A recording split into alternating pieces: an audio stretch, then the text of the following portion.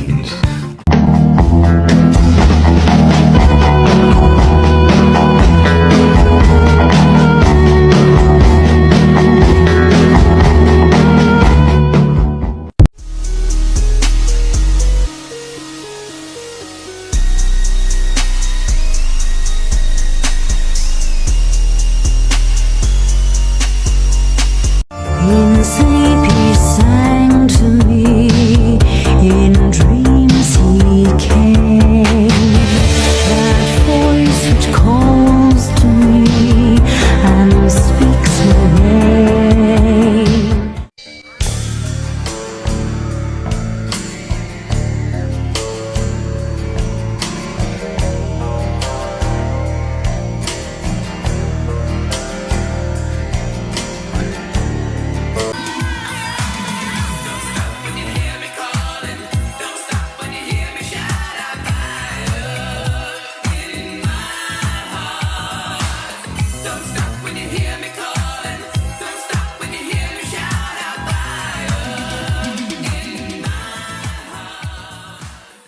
When most people think of vampires today, they picture things like Twilight, The Vampire Diaries, Anne Rice's Interview with the Vampire, or maybe even old black and white Dracula films.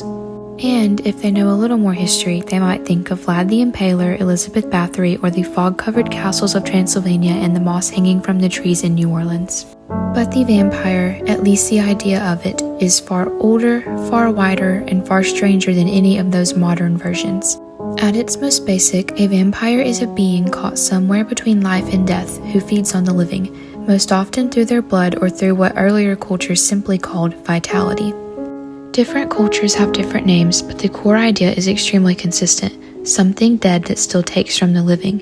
But what sparks an idea like that? There are a few different explanations, but one is very practical. For most of history, people dug bodies back up for religious, legal, or superstitious reasons. Decomposition confused them. Gas buildup makes bodies bloat, blood can leak from the nose and mouth, nails and hair appear to grow longer as the skin shrinks. To someone in 17th century Europe, that didn't look like a corpse decaying, it looked like a corpse that had been feeding. Another cause was premature burial.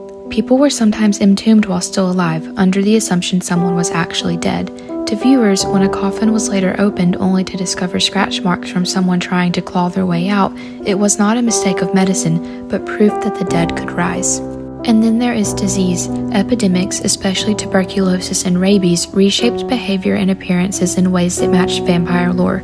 Wasting away, biting, sensitivity to light, avoiding garlic and water, fear of mirrors, and a state of delirium. People didn't understand microbes, they understood curses. But vampire-like beings existed even before European epidemics. Ancient Mesopotamia, the Hebrews, Greece, and Rome all had predatory spirits that preyed on the living. The idea existed for thousands of years before the word vampire ever appears. The version that shaped modern imagination mostly comes from Eastern and Southeastern Europe, the Balkans, Slavic territories, and Hungary, where vampire cases were taken seriously enough that bodies were dug up, staked, decapitated, nailed to coffins, or even had bricks stuffed in their mouths to stop them from feeding. By the 1700s, vampire panic swept Europe through printed pamphlets and state records. Then, in the 1800s, it entered literature, first with Polidori's The Vampire, then with Le Fanu's Carmilla, and finally with Bram Stoker's Dracula in 1897. Dracula itself pulled from earlier fears and from real people. Vlad the Impaler, famous for impaling thousands, and Elizabeth Bathory, accused of bathing in the blood of young women, both shaped how the West imagined vampirism: violent, aristocratic, seductive, and tied to power. Outside of Eastern Europe, New Orleans, Louisiana became another vampire hotspot. young French women known as casket girls were sent there to marry colonists in the 1700s. The girls arrived pale and sickly from their journey across the Atlantic, carrying trunks that looked eerily similar to coffins. The legend of vampires in New Orleans grew from there and would inspire some of the most famous modern depictions of vampires, Louis and Lestat from Interview with the Vampire, and the Michelson family from the originals. In the 20th century, film turned the vampire into a cultural icon. That's how we got the characters I just mentioned. Anne Rice's novels and subsequent movies and television shows romanticized the idea, giving it guilt, memory, sexuality, and philosophy. The 2000s gave us a new boom. Twilight, The Vampire Diaries, the originals, True Blood, My Babysitter's a Vampire, What We Do in the Shadows, Midnight Mass, and now a new Nosferatu just last year. For a legend that began with disease, burial mistakes, and a fear of the dark, vampires have survived thousands of years of cultural change. They've been demonic spirits, aristocrats, metaphors for plague, desire, and purgatory, and yet the core stays the same, a being that should not be alive and yet still comes for us.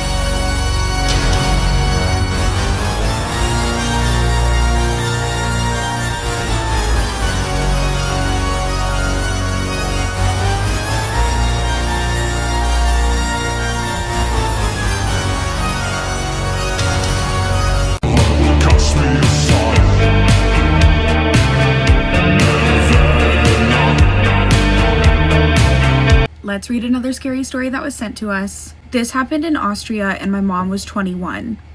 It was in 1992 when my mother worked as a nanny in a large castle. The family had 3 girls and a boy. Right from the first day, she noticed something unsettling. There were strange and unreadable prayers hanging on the walls throughout the castle.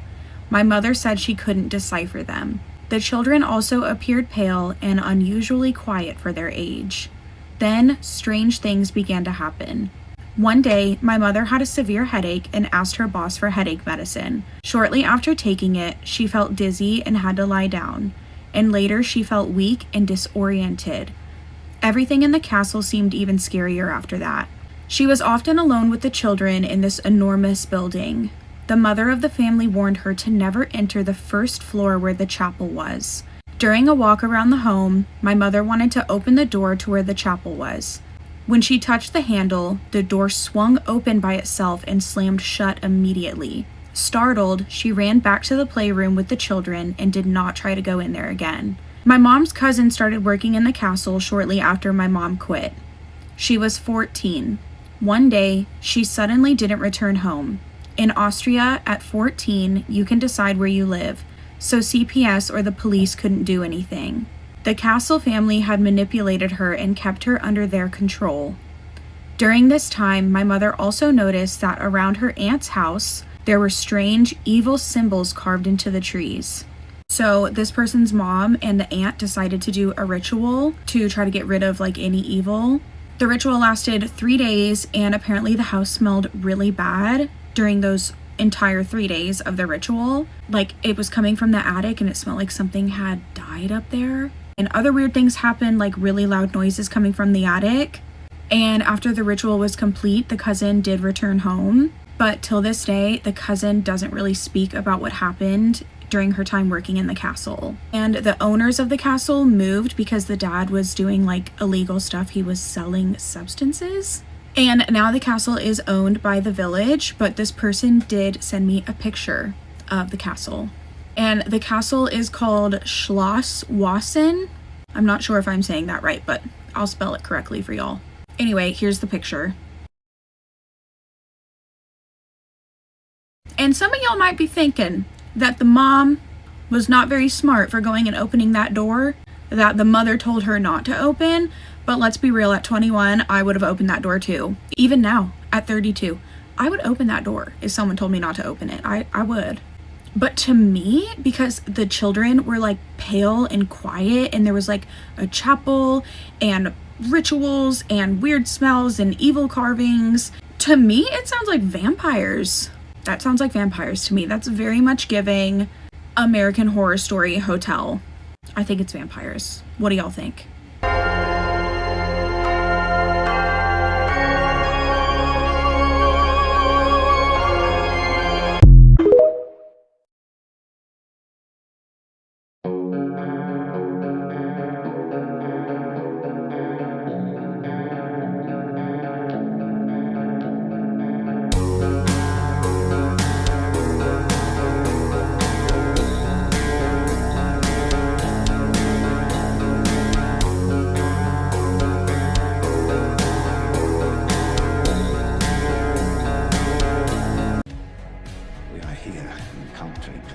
the vampire. Nosferatu. Vlad II, Prince of Wallachia, Count Dracula. Don't be scared. I've done this before. Show me your teeth.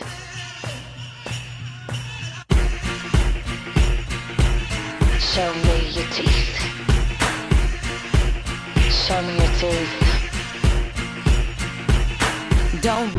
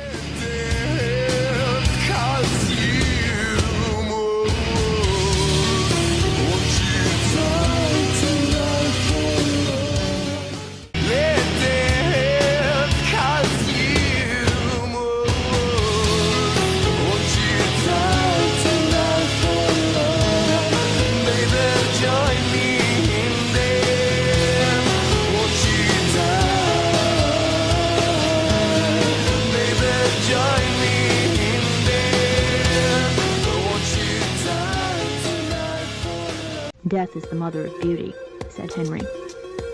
And what is beauty? Terror.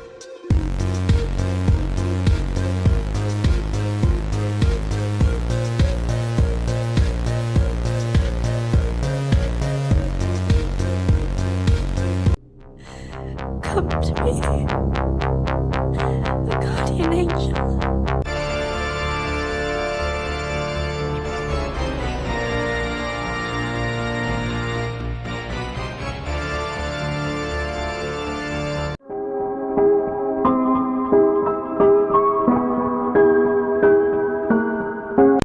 They wear white makeup, dress up in black, and look like the living dead. But they're not real-life vampires stalking the night.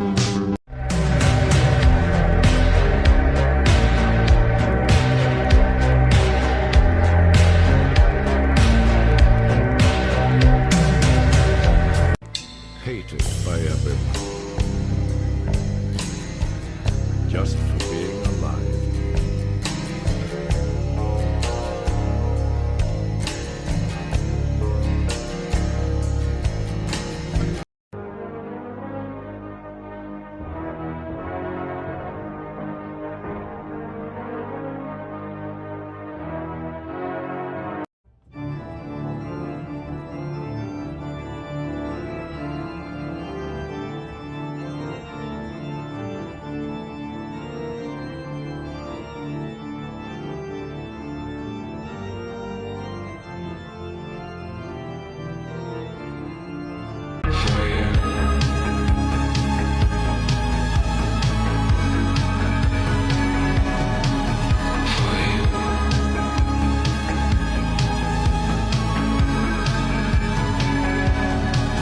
Don't you understand?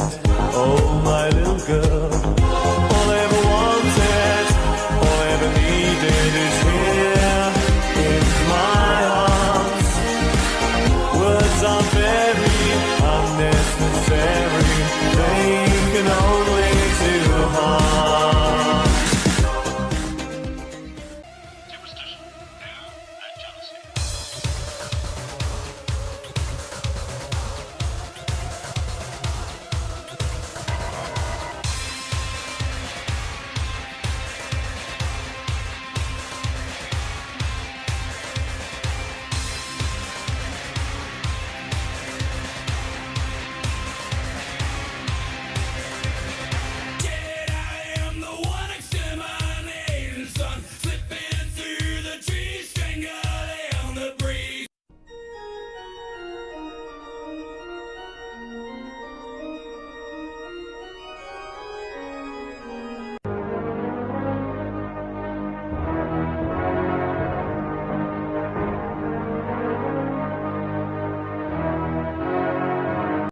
Words like violence break the silence, come crashing into my little world.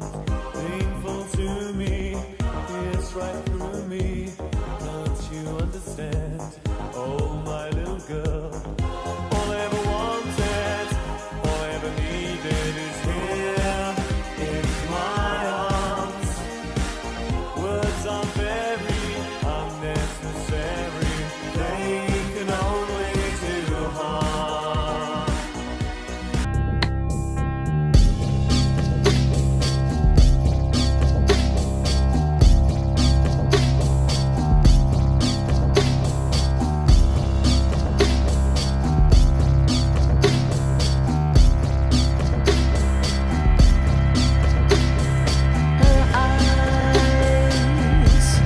I drink your blood, and I eat your skin.